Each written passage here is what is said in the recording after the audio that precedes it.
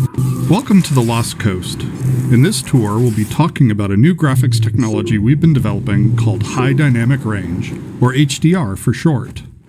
We'll also be giving you some insight into the design and production challenges we faced during the construction of the Lost Coast. It appears that you either have HDR disabled or your video hardware does not support HDR. You're still welcome to take a look around the level. First, a quick explanation of the commentary system. To listen to a commentary node, put your crosshair over the floating lambda symbol and press your use key. To stop a commentary node, put your crosshair over the rotating node and press the use key again. Some commentary nodes may take control of the game for the purpose of showing something to you. In these cases, simply pressing your use key again will stop the commentary. With conventional rendering, seen here on the left, if something on the screen is 20% reflective, like the wet sand,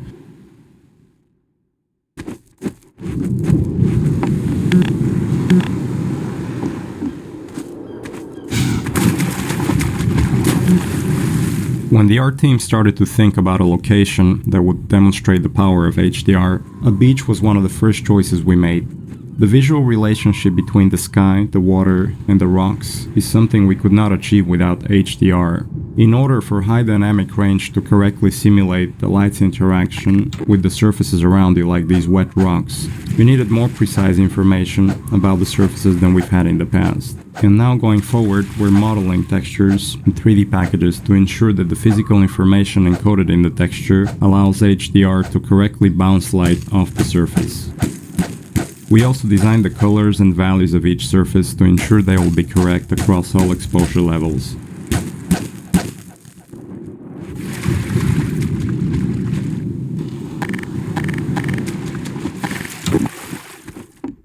The process of building characters in Half-Life 2 taught us many things. By the end, we believed we'd figured out a more effective process for designing and constructing characters. This fisherman is the first character we built using that process. Design-wise, the fisherman was focused on showcasing HDR and the way light falls on human skin. The highlights on his forehead and nose are good examples of specularity on human skin. You can see how the wrinkles on his cheeks and around his eyes are an example of how we can use normal maps to add depth. Production-wise, the fisherman was built using a similar process to the rocks you saw on the beach. We model the 3D character at a very high detail, then extract much of the physical information and store it in the textures. Hey! You there? Wait a minute now, aren't you? You are. You're that scientist chap, Friedman, Fishman, am I right? You must be here to take on the Combine. Not sure what one man can do, but no other reason to visit St. Olga at a time like this. I'll take you to where they made their base, or as far as I can, at any rate.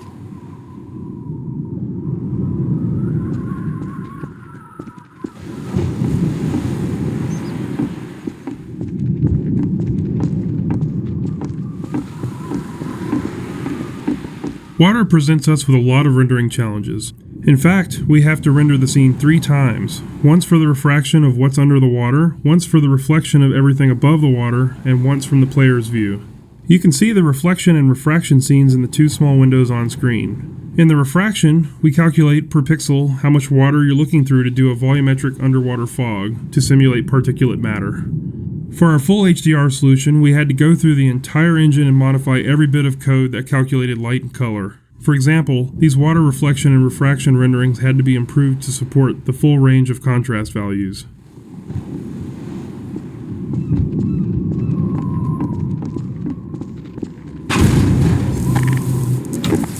Here, let me just unlock this gate for you. Got the key right here.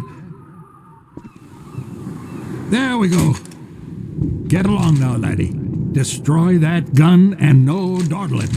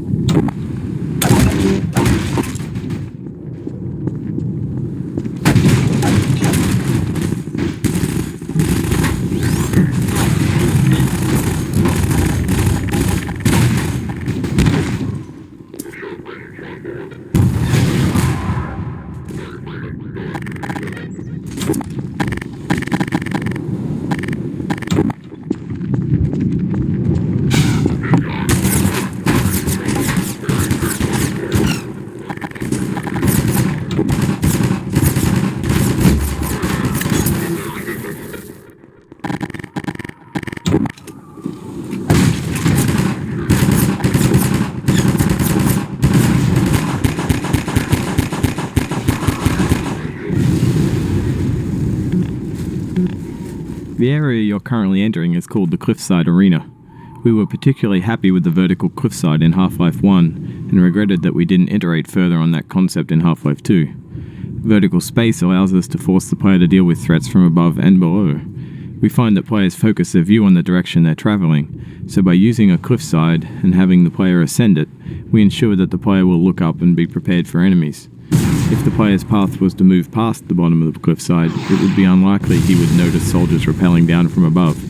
And dying from unknown threats never feels fair and certainly isn't fun.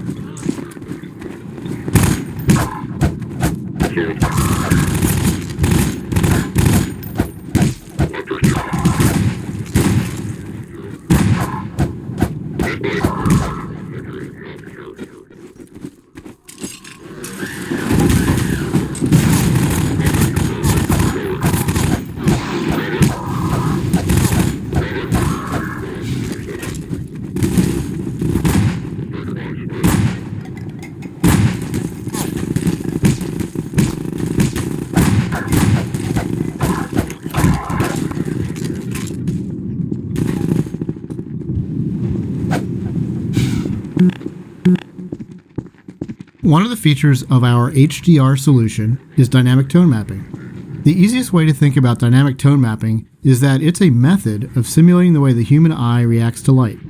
In the real world, you've probably walked into a dark room and noticed your eye adjusting to the darkness, letting you see better after some time. Or you've walked out into a bright day and been blinded by the sun, only to have your eye adjust and allow you to see normally. Your iris is adjusting itself in response to the amount of light hitting your eye. Dynamic tone mapping simulates this by automatically adjusting the exposure of the scene to mimic the behavior of your iris. You can see this as the view moves from the dark tunnel to the bright sun and back again. Here, you can see the way we calculate the amount of light hitting the player's eyes. We take a snapshot of the scene, measure the brightness levels, and then use that to adjust exposure. We consider light at the center of the screen more important than at the edges to better simulate the geometry of the eye.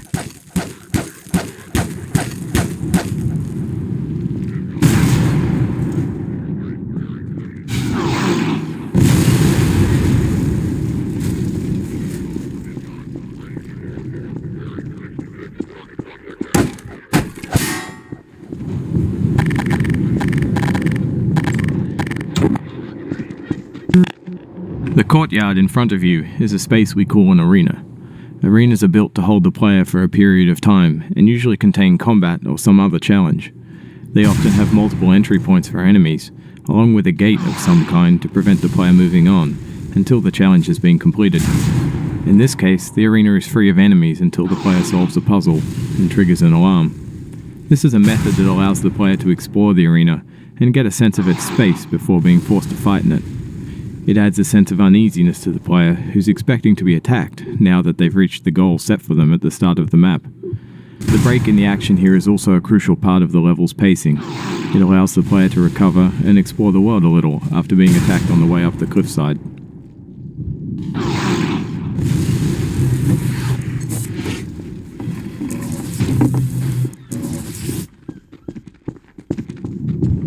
The source engine supports a wide variety of shaders. The refraction shader on the window here requires us to copy the scene to a texture, refract it, and then apply it to the window surface. To fully support HDR, every shader in the engine needed to be updated, so this refraction shader was improved to support the full range of contrast. If you viewed the sun through this window, it would be refracted correctly.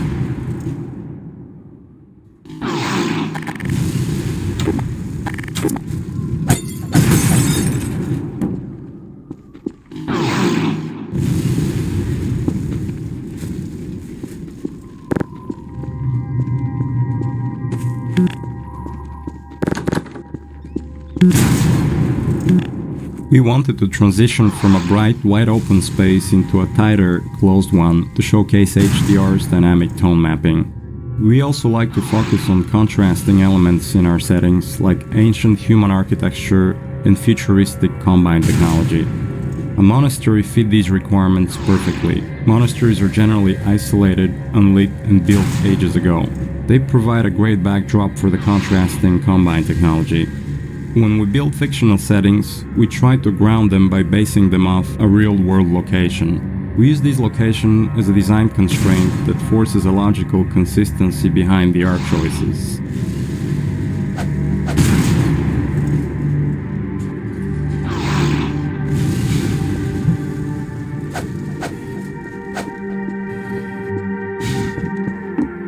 Churches are great dramatic spaces. They're often lit naturally with extremes of darkness and brightness, which makes them a great showcase for HDR. Gothic churches are the sober monochromatic spaces that you've seen in almost every horror movie or game. Byzantine churches, on the other hand, are very colorful and have a large variety of materials. We wanted that color and material variety to show off our HDR reflections.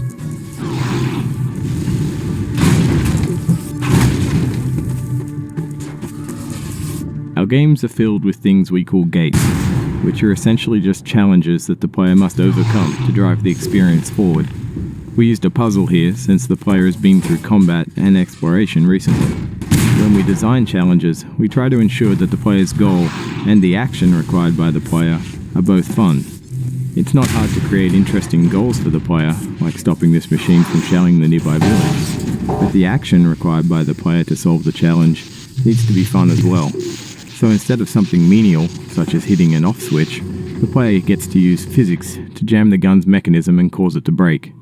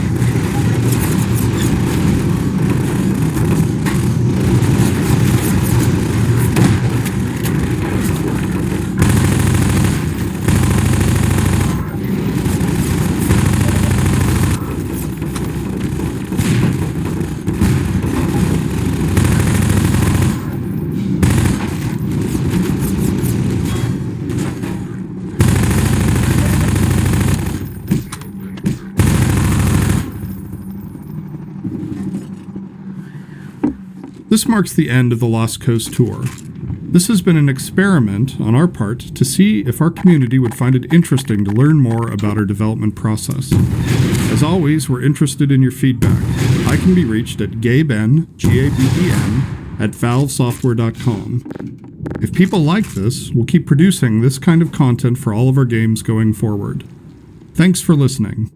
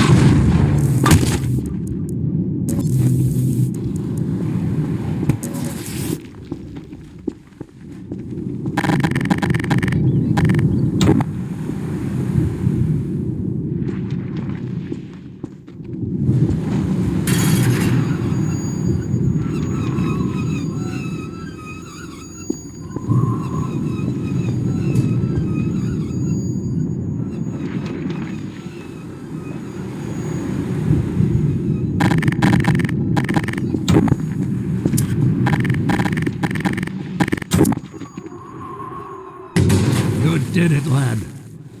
Come on with me to St. Olga. We'll celebrate this victory with a feast. I hope you like leeches. With conventional rendering, Where you going?